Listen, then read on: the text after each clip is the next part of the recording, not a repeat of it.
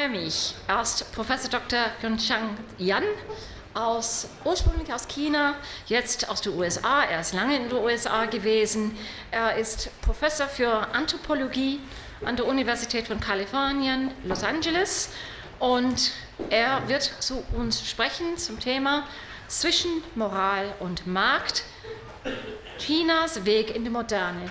I think if I switch again to English, it would be impossible to have Karlsruher dialogues on globalization, global market, what is happening, without having a very good look at what China is doing and what way they are going, and what kind of influences they are going to have on the world market society. Many thanks, and the floor is yours. First of all, I'd like to thank the host of the conference, especially Professor Robinson von Choda, and also every one of you for giving me this opportunity, which is truly a great honor of mine. Secondly, I want to apologize for having to speak in English too, with an additional reason. That is, I will speak with a strong accent. But that shows also the ongoing process of globalization, right? So what I'm going to talk about actually is very simple. I have one question, 2 points. And then after we go through these slides, I can step down. I'm done. One question is, in order to make the presentation a little bit controversial, I deliberately did this. That is, if you look at the concept of this conference, the first sentence, the first half of the first sentence, assuming that a world society based on universal values seems not to be true, at least currently. So I wonder to what extent that vision has become a illusory so-called cultural romance. And because I think there are 2 levels, at least. There are many levels, but we can eventually boil down into 2 levels of globalization. One is at the level of a nation state. Second is at the level of the individual. If you look at the second level, that leads to my first point. Actually, it's the opposite. That is, certain universal values have indeed taken roots at the level of the individual, influenced the lives of millions and millions of individuals all over the world. In that sense, that cultural romance has become realized, or in the middle of being realized. Second point, when that happened, when we look at the individual level, we also see that one of the impacts of the world market is that it brings in new set of values, ideals, universal values, which disturb the existing moral universe at a given society for any individual in that given society, which eventually lead to a moral transformation in that part of the world. So that's my second point. In conclusion, I would say the world market actually has a liberating effect, enable the individuals to arise, and also eventually led to an ethical shift. Okay, the 2 levels of the world cultural society. I agree with the point being mentioned yesterday and today. That is, if we look at globalization at the nation-state level, according to a modern Western perspective, globalization hasn't achieved to the goals that we expected 40 years ago. In a way, it failed. At the heyday of globalization discourse, I still remember when Bill Clinton was in the White House. He did 2 things. One is the information superhighway. Another is trying to push for this globalization process. They feed each other. at the heyday of globalization, we were thinking the Cold War is ending, and history coming to the end. China, Soviet Union are going to become just like us. What happened? In the next subsequent 2 decades, China and Russia indeed developed, but didn't go according to the Western script.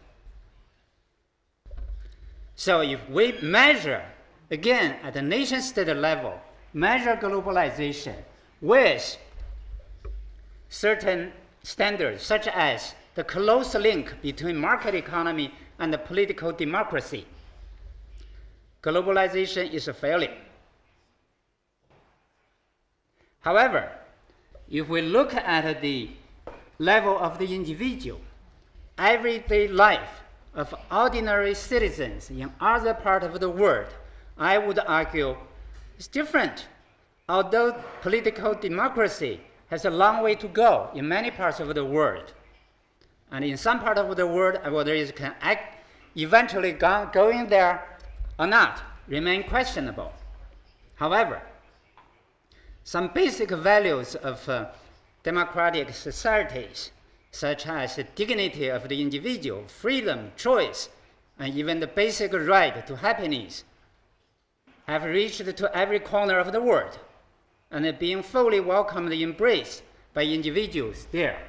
The most telling case would be this case. Everybody knows what happened in December 2010 in Tunisia, right? And that's Mr. Bouazizi. His self-immolation later on was interpreted as a heroic act of an individual, ordinary individual, at the lower rung of the society, standing up, fighting against the government power, defending his personal or individual dignity. And he was just a small street vendor, which triggered to Tunisia Revolution and the Arab Spring later on. I was a street vendor, but I was more than 30 years older than Bouazizi. I was a street vendor in China in 1970s, early 70s. At that time, everybody who did not have an urban household register dared to go to cities was illegal. We were chased constantly by government officials. And what happened to Mr. Bouazizi happened to us daily. I could testify, none of us would feel injustice. That was just life. We were there illegal anyway, in our own country.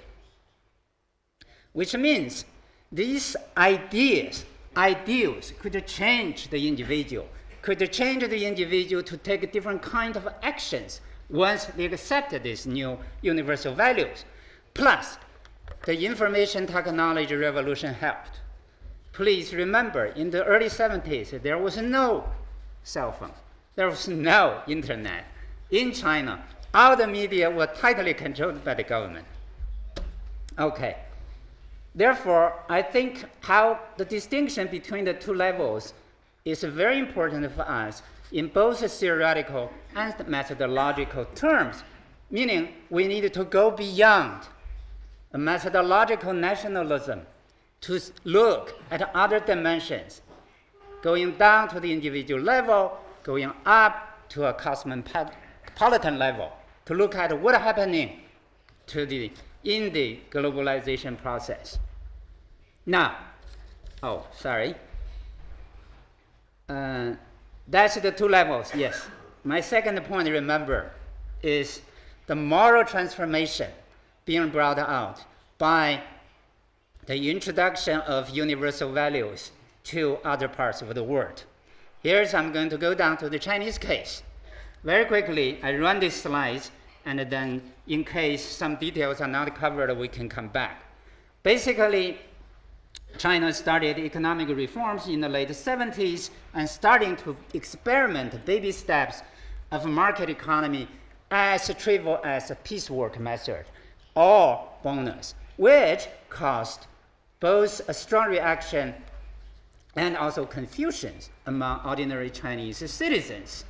Some welcome, some feel confused and lost. Therefore, in May 1980, the Chinese Communist Youth League magazine, Chinese Youth, published an open letter by this author named Pan Xiao. And later on, it was attracting more letters, more than 60,000 letters from all over China, and then 111 of them were published by the magazine in the next 5 months. Meanwhile, other news media launched a similar campaign and formed a nationwide debate. Debate about what? In the letter, the author felt very much confused because the reality at that time in China, beginning to go to the market-oriented reforms, was in conflict with communist ideology, which taught us to be selfless, totally devoted for the much greater goal of communist revolution all over the world.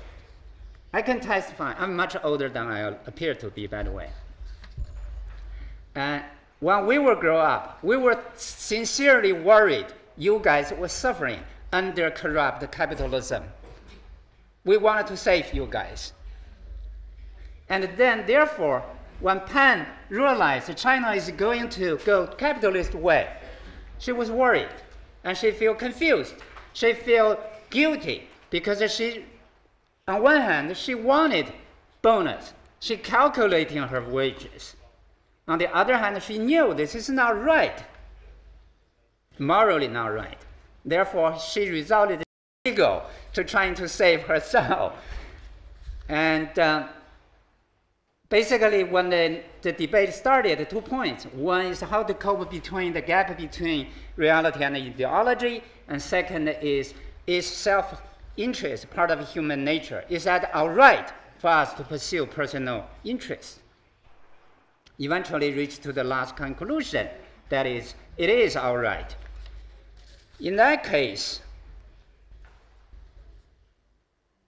it's basically indicating the beginning of a shift of the entire ethical system from the former previous collective ethics that emphasizing on self-sacrifice and obligations to the community, to the nation state, to a more individualistic ethics that emphasize on rights, individual rights, and self-development.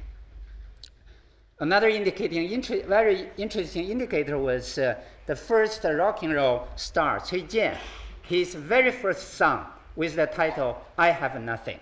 The entire lyric illustrates, I have nothing in my life. And then this young scholar, who is no longer that young, is 50s now, gave a very good interpretation. He said, we live by searching for the self, not because we have really lost ourselves, but because we have never really possessed our true selves. It is true, then we have nothing. I would argue that is the moment the Chinese individual began to want to have something genuine, truly to themselves. That is, to begin to search for the individual self. And the entire trend continued throughout the 90s. And of course, in actual practice, it becomes people jumping into market economy and engaging in business practices and launching other lines of social movement, so on and so forth. But I would argue that ethical shift is the basic of everything. Now, I don't know how many minutes I have, but I will just quickly, 5 minutes, run through the remaining 3 slides.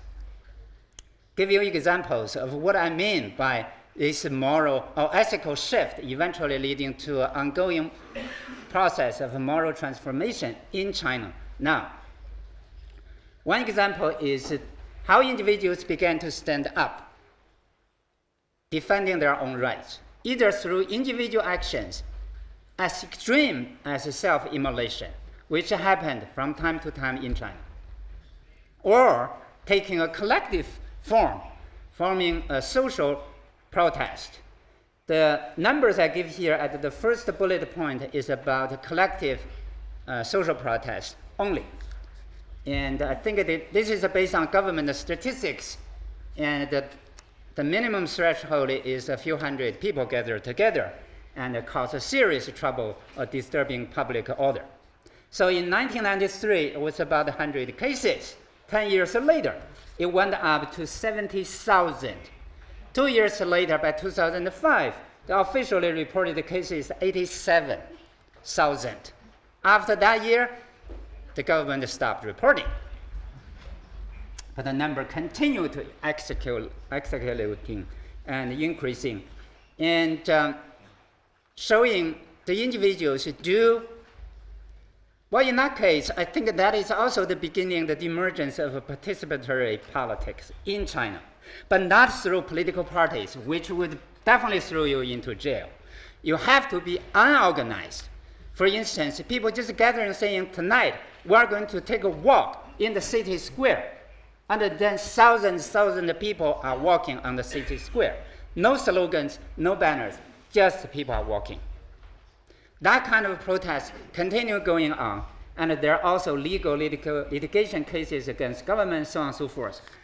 Saying all of this, I want to emphasize, this is not the kind of a democracy movement as we thought from a Western point of view. First and foremost, this is more, I would say, like a consumer rights movement, defending my personal rights against not only the local government, but the market, yet appealing to the central government, protecting us. Yet, let's turn the other side. It's still a very important development in terms of the importance of the individual feeling that we can defend our rights.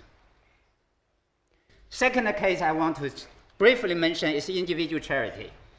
And it wasn't the part of a Chinese tradition. Charity used to be, meaning the modern sense of a charity and philanthropy work, meaning you donate to help strangers and offer a greater cause. Traditional Chinese philanthropy was confined to kinship and community boundaries, and after the 1949 revolution, the Chinese government banned it for good reasons in terms of maintaining its own political monopoly. And then it re-emerged in the 1990s, just at the same time as the market economy taking place in China. So it takes two forms. One is business circles began to have their own charity organizations, but more importantly, individual Chinese began to actively donate for social causes, or either temporary relief effort, or such as set up an organization helping poor kids going to school, so on and so forth. I want to, the first bullet point later on, if I have time, I want to bring up, because that shows how individual acts eventually can, and often at the risk, being incorporated by the Chinese government into the old cause. But anyway, the second to the last bullet point, Han is a very famous Chinese writer and known for his individualistic mentality. Right after the 2008 earthquake in Sichuan, he made because he has millions and millions of followers on the internet, he made a statement saying, we should not donate to the Red Cross of China because they abuse funds all the time. Meanwhile, he was one of the very first going to the earthquake area to help the victims, bring money and material himself. Okay, the last one I want to say is when I write or speak to audience in China studies, or most of my work being translated back into China, when I do this in Chinese, I'm constantly being critical. So this is what I do. I do the immoralities in Chinese society today. I do research on those highly contested moral behaviors. Yet, given today's context, I want to say, despite all of this, still, I think the market economy has done more positive to the Chinese society, most importantly, for the Chinese individual, for reasons I summarized above. Thank you very much for your attention.